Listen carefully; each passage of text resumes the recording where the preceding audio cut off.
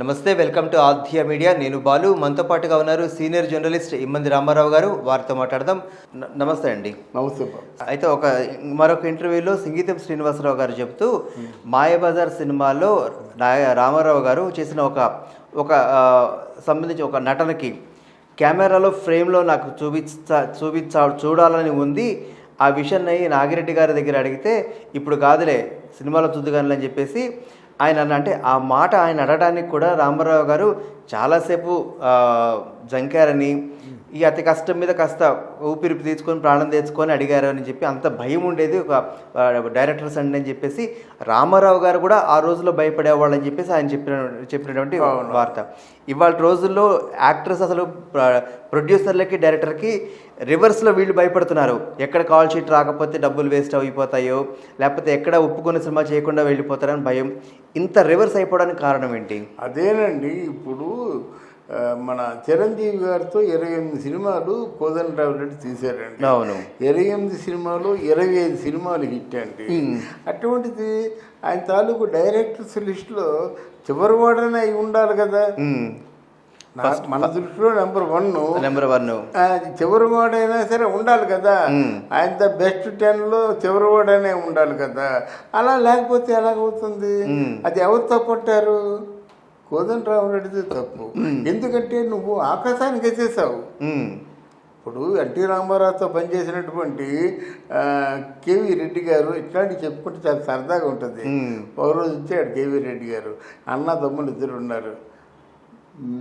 Mister Ramarao అంటే ఆయన చెప్పడం నాకు అలాగా కళ్ళకు కట్టినట్టు కనిపిస్తుంది. మిస్టర్ రామారావు, అబ్బాయి అమెరికా వెళ్తా ఉంటున్నాడు, గోల్ పెడుతున్నాడు. I think you need some 50,000 rupees. Could you do so? చెప్పండి.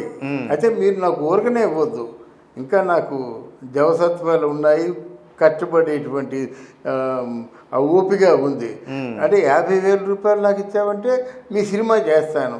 మీ సినిమా నాతో మీరు సినిమా చేయొచ్చు అనుకుంటే 50,000 ఇవ్వండి, లేకపోతే అవసరం లేదు. దానికి అది నో ప్రాబ్లం ఎట్టాలి.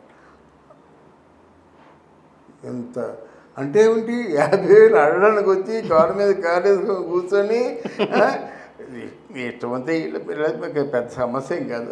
ఎందుకంటే ఆయన అంటే ఎంత భక్తిభావం. దెబ్బతో ఈ తమ్ముడు అన్నయ్య చెమటకి పోయి సరే తమ్ముడు తీసుకొని రారంటే తమ్ముడు అక్కడి నుంచి పారిపోయి అప్పటికప్పుడు ఇంట్లో ఉంచిన డబ్బులు ఉంటాయి కదా, పెట్టి కేసులు అవన్నీ ఒక బ్రీఫ్ కేసులు ఇచ్చేసి మీరు వెళ్ళండి అని చెప్పడం మట్టు. నో, అలా కాదు.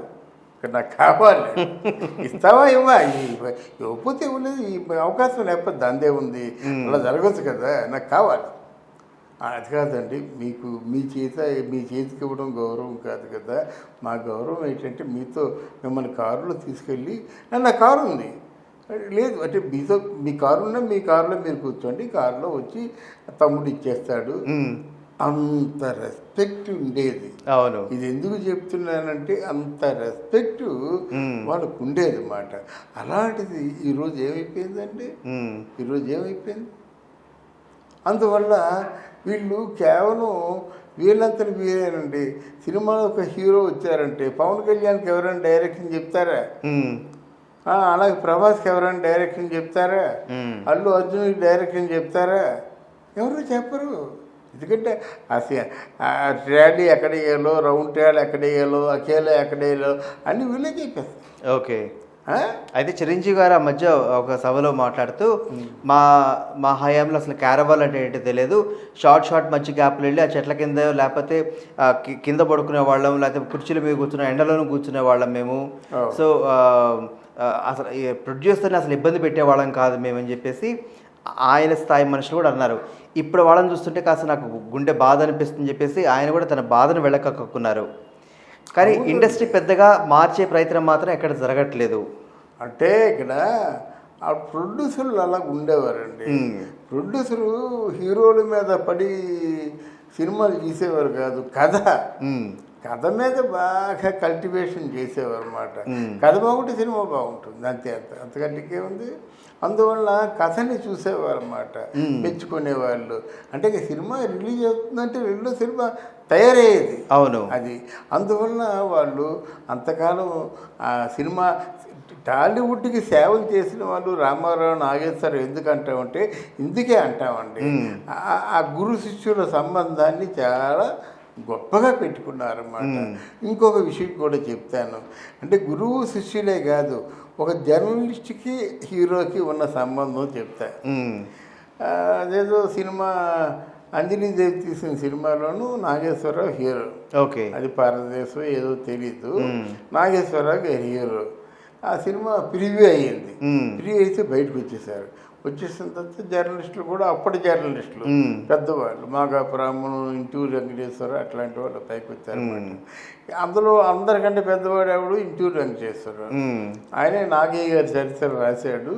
ఆయన అసోసియేట్ డైరెక్టర్ కూడా, కేవీ రెడ్డి గారి శిష్యుడు. ఇంటూరు వెంకటేశ్వరరావు, లింగమూర్తి గారు, మన కమలాకర కామేశ్వరరావు, ముగ్గురు ఫ్రెండ్స్ బ్యాచ్ అన్నమాట.